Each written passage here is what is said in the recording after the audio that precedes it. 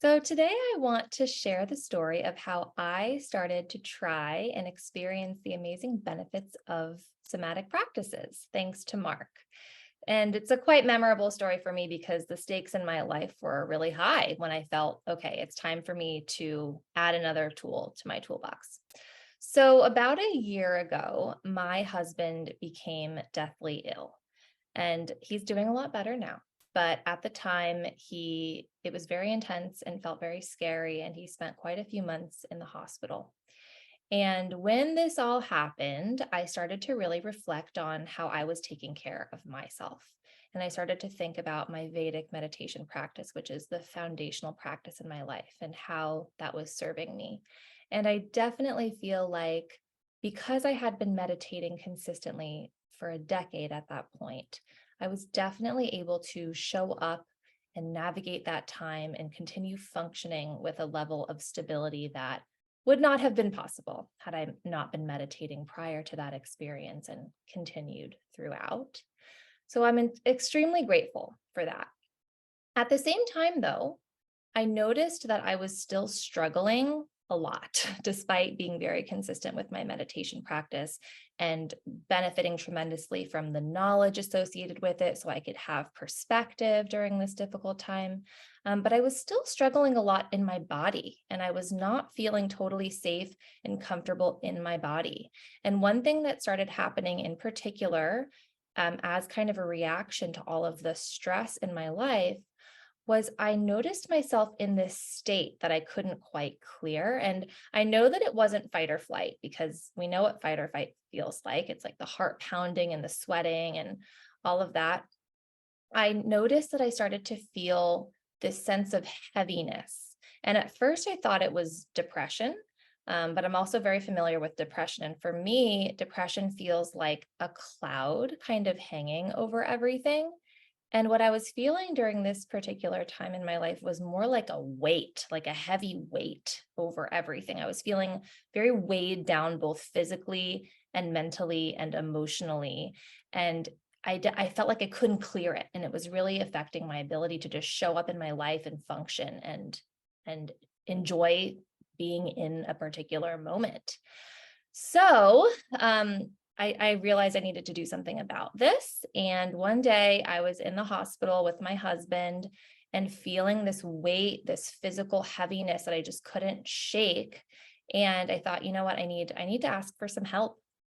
And Mark came to mind because he's the only person I know who's been talking about and studying and sharing somatic practices. And I had this sense of like, I know this is a body based thing. And I have this sense like I could totally benefit from it, but I don't really know what it is. But I have nothing to lose right now and I'm struggling.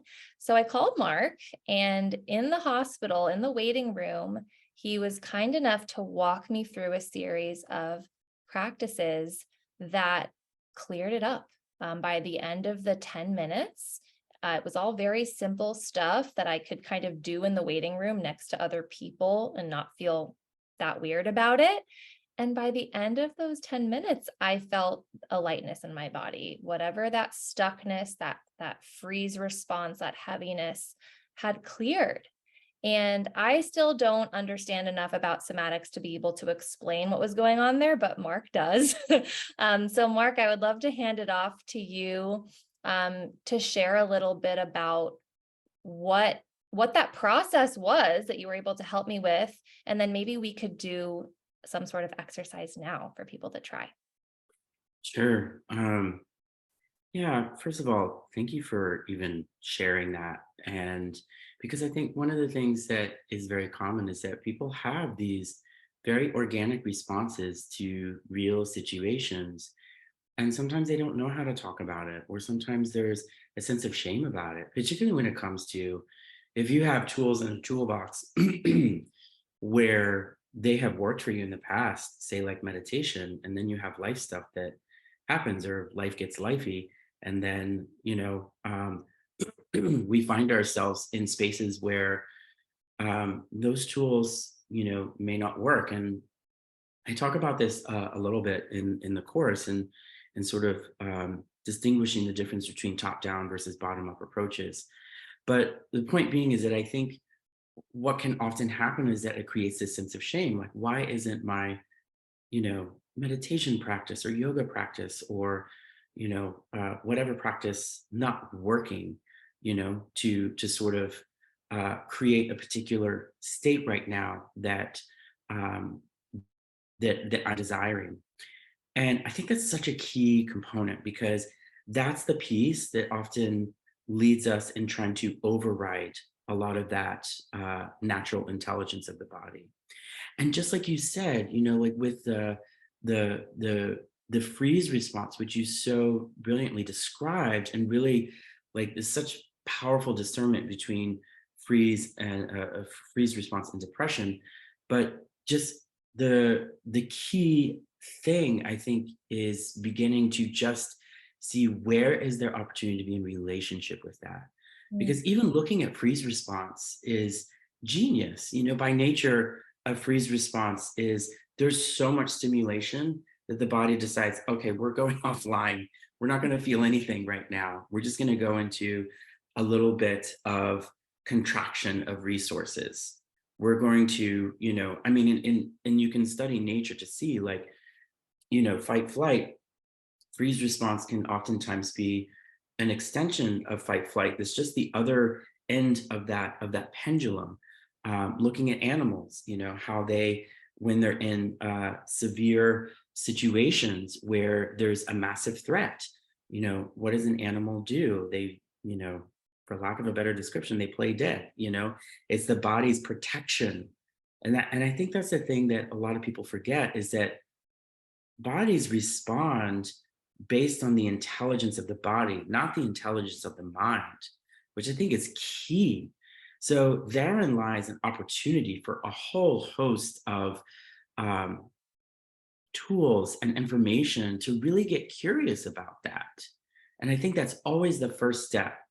I think a lot of our safety lies in knowing the balance between interoceptive awareness and exteroceptive awareness. Interoceptive awareness is what is happening in my body, what sensation am I feeling, what is actually going on, and that right there is probably one of the biggest key components because we live in such a disembodied culture as it is. Everything is from the neck up, and oftentimes we're trying to seek experiences externally that match that interior experience or that internal experience. For example, if we're just like watching, catastrophic news all the time, that's typically because there's a lot of charge in the body, and the mm, body's just seeking something to kind of match that. yeah. So I think the first step is just getting curious about some of those responses. By getting curious about them, we can start to unshame some of those responses. And then there's opportunity to even be in relationship with that. So, working individually, the other thing that's beautiful about working with the body is that everybody is completely different. Everyone has a unique imprint of what stress is based on so many global components and how they're navigating in the world. So, the one thing I'll highlight here in this conversation is that there is no like one size fits all when it comes to working with tools. And uh, to go further, it's not even about the tool itself.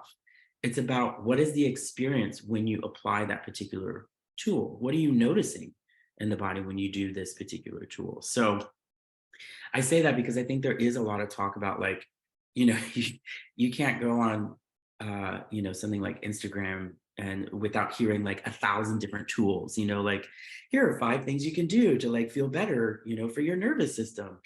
But again, it's not so much about like the specific tool itself, but it's creating that call and response to be in relationship so that you can start to notice and be curious about how to be in relationship with that state.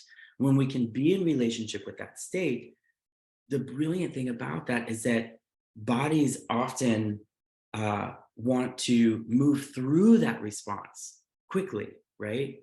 Mhm. So sometimes even just starting to notice that, even being curious about that, starting to be in relationship with that is enough to start to thaw that response, is enough to start to allow that response to kind of move through the body in a different way.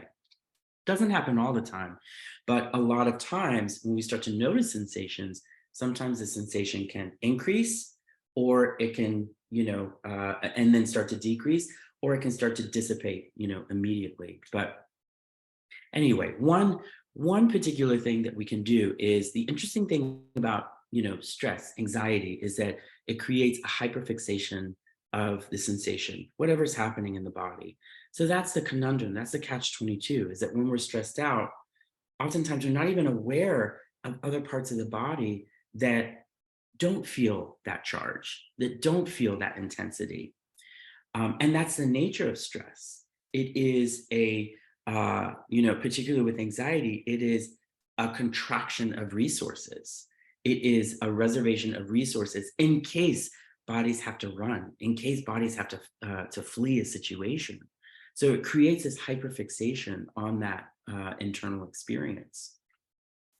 So one of the a basic foundational thing that we can do is just start to notice, like, when do we have a lot of thinking going on, right?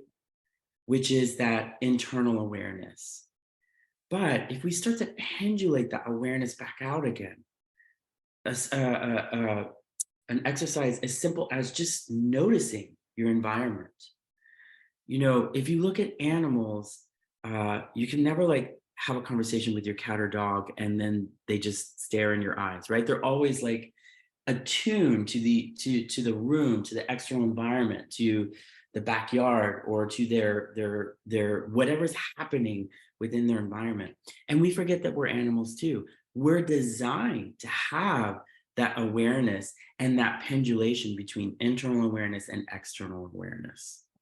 But because of computer screens, because of cell phones, because we have spent so much time entertaining our boredom, we lose that sense of pendulating the awareness back out again and just being able to notice an external environment. And when we can notice that external environment, sometimes what can happen is that a nervous system can start to settle, Mm. because you start to notice there are four, right now in this moment, there are four walls. There's a window where I can see things outside. I can sense my body in a particular room that has a sense of quiet and has literally a foundational protection of a roof, four walls, and a door. And just noticing that exteroceptive awareness can start to bring a sense of calm. So that's the one thing that I would say is, just start to notice, like, when you have that internal awareness of just being with thoughts all the time. And when you do have that awareness, because sometimes it takes a while even to just catch that, right? Because of um, that hyperfixation on the internal experience, is, can you slowly just pendulate that out again? Can you notice something about this particular environment on this particular day? Maybe a color, texture, shape, detail, something you haven't noticed about this particular environment in this moment. And slowing down enough to allow the body to receive that information can have a big shift with the nervous system. Wow. So a few things on this. I have a question. Mhm. um, is this an intention laden kind of a practice where, because I'm seeing the Um, subtle difference between, let's say we are kind of dysregulated, right? Or maybe we are just focused on the interoceptive part. Um, During that time, while we're in that state, we are still seeing everything that's containing us, right? We still have some awareness on all of those things that you just named. But what I'm sensing is the difference between actually doing this practice is having the intention to notice and favoring that. Is that correct? Right. I would say it's not necessarily intention laden practice, because intention means having an idea of a particular outcome, right? Sure. So and that really speaks to, like, working bottom up with the Mm. body, because all we're doing is just building out a lot more discernment about what branch of the nervous system am I in, what is happening with my body, and where is the entry point to be in relationship with that.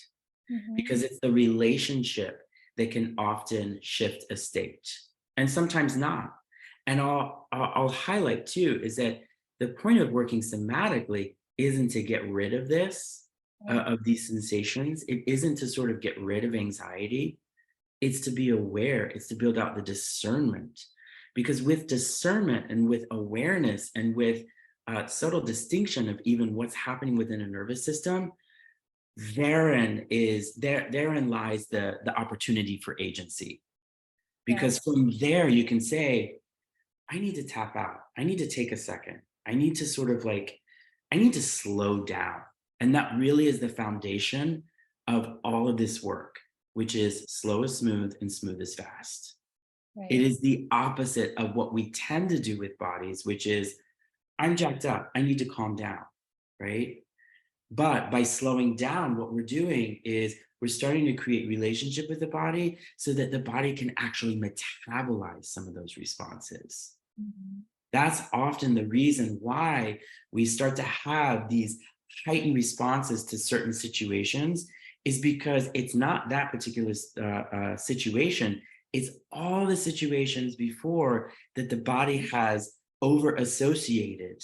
So it's starting to have this big reaction because it knows what that feels like. It's been in that situation several times before. That's why we feel like we can have these big reactions to things. It's called an overcoupling. Mhm. So overcoupling is another word for association. So when we can slow down, we when we can start to be with some of that, then what we're doing is we're working with the body's intelligence. Um, and it's not necessarily for the purpose of achieving a particular outcome. I think that's so key because what's surprising me about all of this work is that how gentle it is. Because Oh, even when I called you, because when I think of body based, and you can tell from our conversation how conditioned I am to be top down, right? And have an intention laden practice. And I'm so excited to balance that with this work. But when I called you from the hospital, when I was stuck in that freeze state, I was very much like, I need Mark to help me clear this out. I want this out of my body. mm, And you, on the other hand, were not like, okay, let's clear this out. Let's do this, right? You were very much just like, okay, well, let's notice how you're feeling. And your approach was so gentle and so subtle. And I was doing a lot less than I thought I would be doing. And mm, yet I was able to just kind of naturally move through to another state. And so I think that's a really important kind of subtle distinction here where we're not trying to get somewhere, yeah. but there is a process that unfolds naturally. Right. All of those processes are part of the organic and brilliant intelligence of the body. And the one thing that I think starts to happen is that when you start sort of noticing and working in this way, you really start to realize, not just from an intellectual point of view, but from an experience point of view, that the body is a being and it's not a thing. Mhm. You Right. start to realize there's a time and a place for a flight response where it can be there's a time and a place where anger is absolutely needed. There's a time and a place where a freeze response is absolutely needed, right?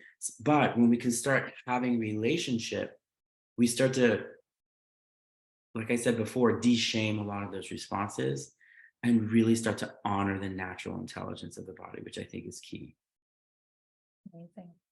Well, I'm so excited for this course. We should probably save some of it for the actual course. But Yes. thank you for giving us so much to think about and helping to shift, at least for me, like definitely helping to shift the way that I see and understand and like yeah, just begin to perceive all of these states. So it's not just get rid of this thing, it doesn't feel good, but how can I begin to be in relationship with it? And my understanding is that when we are in real time, all together live on the course, that's a much better environment for actually doing a lot of these practices, right? Yeah, because you're working in relationship. you're co-regulating with another person. And Yeah. so that really did that builds a container where you're working with the nuance of what's actually like going on with the body versus like, here's a practice, go try it. This is the key thing that's going to work every time. Doesn't necessarily work that way. And again, it's not even the tools aren't even that important, right? The tools are the catalyst. It's not the main thing. It really is, what experience are you having, and can you get curious about that? So really like working in a small group over a couple of things. One thing I know to be true is that it's really hard to do this work in a vacuum. Like you really need community, because also culturally nothing supports being embodied, like nothing. Like absolutely, if you look around at the world today, there's nothing that supports, hey, you need to slow down, can you drop in your body, like what are you feeling, what are you noticing? Nothing supports that at all. So doing this work in community is I think absolute key. And you're creating a shared language, you're creating a container, and that can be a really, really powerful thing for people. Well, I'm so excited. And if anybody wants to hop on board with us, you can go to thespringmeditation.com/somatic dash foundations. And everything you need to know is right there. Thank you so much, Mark. Thank you.